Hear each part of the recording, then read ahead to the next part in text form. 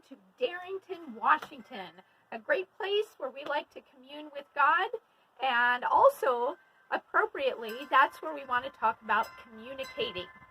So, first question is, why am I holding this stick?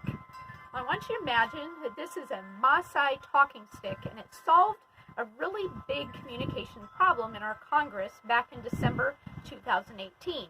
If you remember, at that time, there was considerable discussion about trying to balance the budget for the government, and a government shutdown was looming. So one of the members of Congress went to her office and grabbed a Maasai talking stick. And the basic idea is whoever has the talking stick in their hands is able to do the talking. And believe it or not, that was able to break the deadlock in Congress and get our budget passed at least for another year. So, if we all want to communicate together, what's the problem? Well, one of the problems is that we're trying to communicate heart to heart. To get from my heart to your heart has to go through my brain, through my mouth, to your ear, and back through that whole process. Now, God says that one of the problems is that we quarrel because we don't get what we want. So, how do we get what we want, make everybody happy? It takes a couple of different strategies. So we're going to talk today about those strategies, especially in higher ed. So what's the main problem with having communication in higher education? So one of the big things is that we all consider ourselves to be experts. And when you have a group of experts together, it's hard to take leadership. The second thing is that we're used to being autonomous.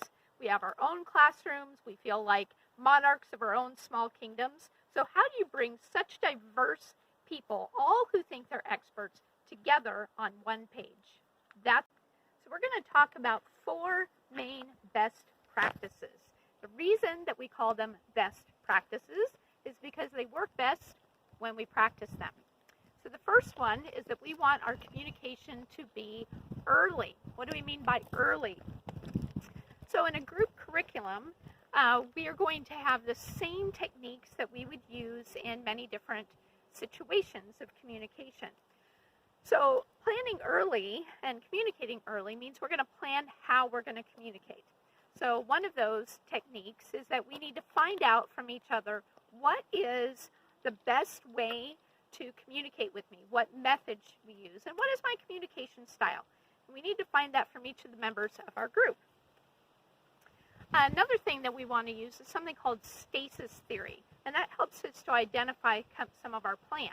So the first thing in stasis theory is, what is the problem? What are we trying to accomplish? And agreeing on the definition of what we're trying to shoot for. Second thing is, what are the facts that we're dealing with? Laying those all out until we agree upon the facts. Third thing is, what is the value? Why are we doing this? What value does that curriculum have? And fourth is, that's when you decide on your policy. How are you going to implement it, and who is going to implement it? The second best practice is that we want to make sure that we are communicating often. Sometimes that's scheduled, sometimes it's not scheduled. For the scheduled things, you need to set a specific time to meet regularly, and preferably face-to-face. For those unscheduled times, often we'll meet each other in the hall and have a great idea. We need to make sure that we've got mechanisms for keeping everybody in the loop so the communication continues to be open. The next step is that we want to make sure that communication is open. By open, one of the things we mean is that it's two-way. We need to encourage both listening and speaking.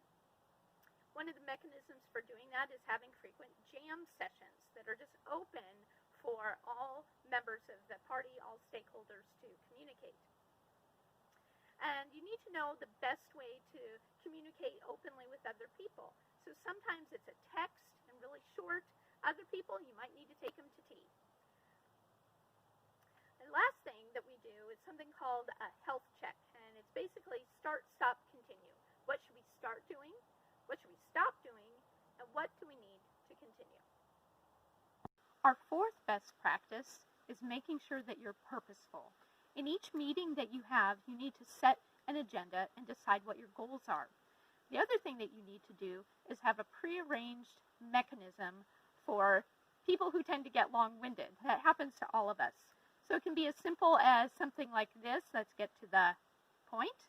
Or just make sure that it's something you agree upon beforehand so no one gets their feelings hurt.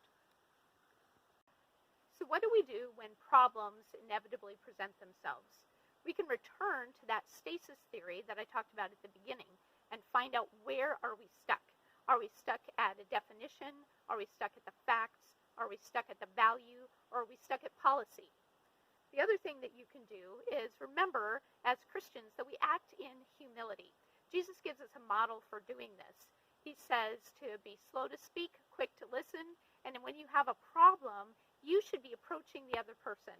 Ideally, they're approaching you and you meet somewhere in the middle, but sometimes you have to walk that whole road yourself. So, where have we traveled? We've said that the best practices include communication that is early, often, open, and purposeful. We've said that to address problems and to make plans, we can do skillful application of stasis theory. So I wish that I could give each of you a Maasai talking stick. I hope that some of these best practices stick with you.